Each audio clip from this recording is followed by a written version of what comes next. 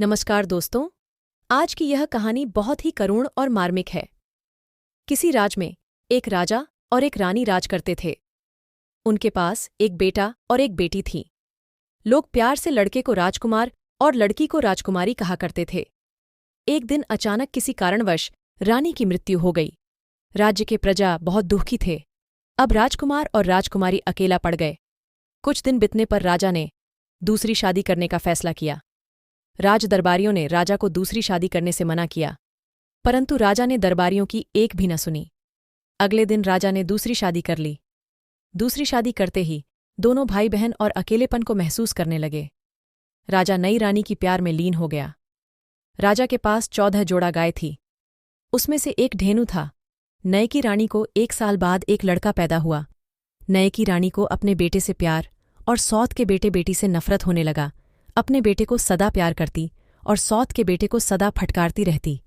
अपने बेटे को दूध मलाई खिलाती और सौत के बेटे को सदा फटकारती रहती। अपने बेटे को दूध मलाई खिलाती और उसको खुद्दी चुन्नी का रोटी खिलाती। राजकुमार खुद्दी चुन्नी को लेकर ढेनू गाय को खिला देता था। बदले में धेनु गाय भर पेट दूध पिला देती थी। कुछ दिन बाद मन ही मन रानी सोचने लगी, मैं अपने बेटे को दाल भात दूध मलीदा खिलाती हूँ, फिर भी स्वास्थ्य ठीक नहीं है, और उसको खुद्दी चुन्नी खिलाती हूँ, फिर भी उसका स्वास्थ्य बहुत अच्छा है। इसी प्रकार नफरत की दुनिया में कई साल बीत गया। एक दिन की बात है। ढेनू गाय राजकुमार से बोली, राजकुमार, जब से तुम्हारी माँ मर गई तब से मेरा खाना पीना दुश्वार हो गया।